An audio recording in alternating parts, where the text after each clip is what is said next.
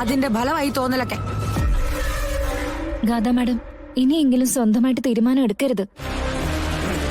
മാം പറയുന്നത് കൃത്യമായിട്ട് അനുസരിച്ചാ മതി. ഓ, ഒന്നും മിണ്ടാതിരിക്കുക ചേച്ചി. എനിക്ക് പെട്ടെന്ന് ഇങ്ങനെ ഒരു തോന്നലുണ്ടായി എന്നുള്ളത് സത്യമാണ്.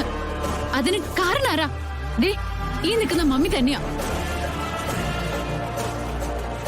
കളരിക്കലെ സർപ്പശാപം എന്നിങ്ങനെ കൂടെ ഒരു 100 തവണ ഇങ്ങനെ പറഞ്ഞുകൊണ്ടിരിക്കല്ലേ.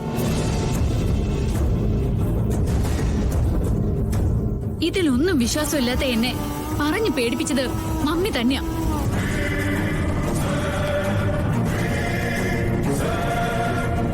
വിശ്വസിക്കാനുള്ള അനുഭവങ്ങൾ കുറച്ചൊന്നും അല്ലല്ലോ നിന്റെ മുമ്പിൽ ഉണ്ടായത്. എന്നിട്ട് വെറുതെ തർക്കിച്ച് ജയിക്കാനായിട്ട് വരരുത്.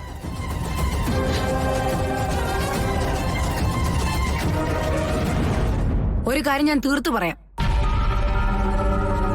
ഞാൻ അനുവദിച്ചു തരുന്ന ചടങ്ങുകൾക്കല്ലാതെ മറ്റൊന്നിനും മോള് പങ്കെടുക്കില്ല.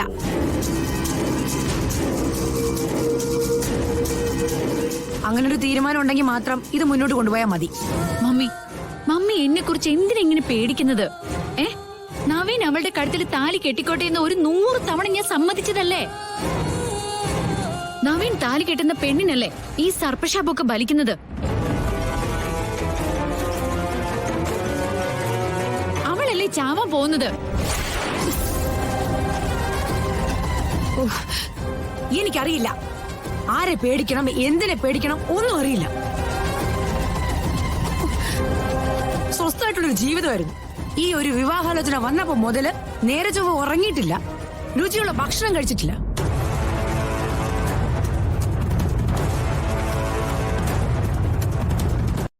ആ കളരിക്കൽ കുടുംബക്കാർക്കുള്ളതിനെക്കാട്ടും വലിയൊരു ശാപമായി പോയി.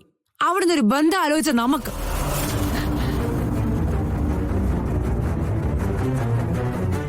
നോക്ക്, ആവശ്യത്തിനുള്ള പണം കൊടുത്ത് മരണം ഏറ്റുവാങ്ങാൻ വേണ്ടി ഒരുത്തി നമ്മൾ വരുത്തിയിട്ടുണ്ട്.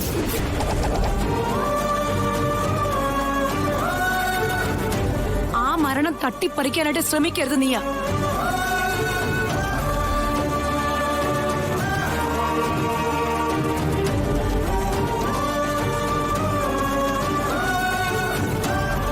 അവളുടെ വിധി മരണമാണ്.